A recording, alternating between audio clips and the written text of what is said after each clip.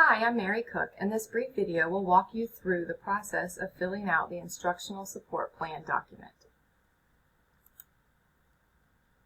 The purpose of the Instructional Support Plan, which is also called the ISP, is to connect your school's improvement goals to your daily intervention programs in order to best maximize instruction for students. The Instructional Support Plan must align to the following documents: the status forms of Title I personnel, Title I schedules, the service and assessment records for your daily intervention groups, the attendance and the lesson plans for the daily intervention groups. Your Title I specialist cross-references these documents all the time, and for compliance purposes, they all must match. When you're ready to begin the Instructional Support Plan, you will want to have access to your school-wide improvement plan, Title I personnel schedules, and copies of status forms. You'll need to know the intervention criteria for ELA and/or math that you will use when determining which students will receive Title I intervention services. Let's take a look at the first page of the Instructional Support Plan. The first thing that you'll want to do is fill in the top portion with your school's name and the name of the Title I lead teacher. Then you'll see that there's a section for reading and another section for math. If you are planning to offer daily intervention in both reading and math, you'll want to make sure both of these sections are completed. If you're only going to offer daily intervention services in reading, then that would be the only section you would need to focus on. And the same goes if you are only going to offer math intervention services. So you'll want to look in your school-wide improvement plan and use the same proficiency percentage listed for reading and/or math. Then you will list this school year's ELA and/or math proficiency goals that have been identified in the school-wide improvement plan. And these are the goals that you'll want to keep in mind during this school year when monitoring the progress of your intervention programs. Next, think about what criteria you will use to determine which students will receive Title I daily intervention services.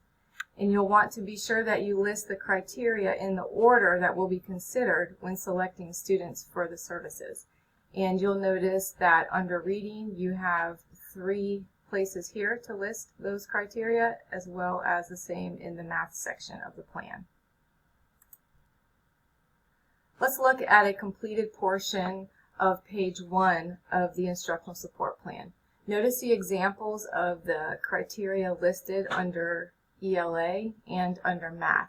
So you can see that this school here will use in order. They will first look at the students identified in the lowest quartile based on the end of school year iStation scale score. The next thing they'll use to determine would be which students received a level 1 on their last FSA assessment, or they will also look to see which students scored below 30% on the baseline assessment that they gave at the beginning of the current school year. Now, school's criteria will look a little different, so you need to talk with your leadership team and see what criteria your school will be using in order to determine which students you will be offering services to. Let's take a look at the second page of the Instructional Support Plan. You'll notice the directions at the top for you. You'll begin by listing each Title I instructional staff member, and this includes academic intervention teachers, intervention paras, and those are paraprofessionals that are instructional paraprofessionals that provide intervention services. Some schools also have a behavioral intervention teacher, so if you have one of those, you will list that person here. Any class size reduction teachers that are paid for with Title I funding would be listed. And of course, your instructional intervention coach, also called your IIC. And this is also the part of the Instructional Support Plan where you will need to know the percentage that each person is funded by Title I. And that will be listed in this column here. You can find that information on their status forms. And this will make a lot more sense when we look at the next slide, which is a completed sample. So when you look at the completed sample here, you will notice that the instructional intervention coach is listed first.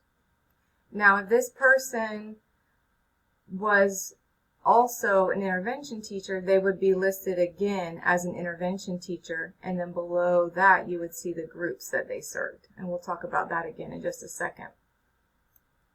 You can see that Patty Blake in this example is a class size reduction teacher. That person is funded 100% with Title I funds. They teach core instruction to 3rd grade. And this means that they're the one assigning grades to these students that they teach. If this person was a class size reduction teacher in the morning for example, 3rd grade ELA, but then in the afternoon they were also a class size reduction teacher for 4th grade ELA, that person would be listed twice, once for 3rd grade and again for 4th grade as a class size reduction teacher. Continuing to look at the example, you can see that Stacy Williams is an intervention teacher, and I can see here that she teaches 7 groups. She teaches kindergarten, 2 groups of 1st grade, 2 groups of 2nd grade, and 2 groups of 3rd grade. The subject that she teaches is listed. I can tell if she's a push-in intervention teacher or if she pulls students out for intervention. And then I can see which evidence-based program she's using for which grade level. And on this example, John Gordon is listed as an instructional paraprofessional. He's funded 75% with Title I funds, which means another funding source is used for the rest of his time while he's on campus. But for the instructional support plan, remember, we are only listing personnel funded by Title I. I can see here that he has 5 groups. Again, I can see the grade levels, the subject, whether he pushes in or pulls students out, and the programs that he uses. If I were to look at the instructional support plan side by side with the Title I schedules, they would match. So if I looked at Stacy's schedule, on her schedule, I would see the same 7 groups listed. For John, I would see the same 5 groups listed on the schedule. And again, I said that this is also the part of the instructional support plan where you will need status forms in order to fill out the percent funded with Title I. We're going to go ahead now and talk about what would be the next step after you have completed your instructional support plan. You would upload the instructional support plan into Crate, and anytime there are changes to your Title I personnel, that means there's going to be a change on the instructional support plan. So anytime a status form changes or a schedule changes, you'll need to update the instructional support plan. Make sure the status forms, the schedules, the instructional support plans all match, and then make sure that the most up-to-date documents are always uploaded into Crate. And when we think about the service and assessment records for our intervention groups, you would have one service and assessment record listed for each intervention group notated on the instructional support plan. And we'll talk about that in another video when we talk about service and assessment records. So if you have any questions while you're completing your instructional support plan, you can contact your Title I specialist. We're always happy to help you. And here is our contact information if you need to reach out to us. And again, we're looking forward to working with you.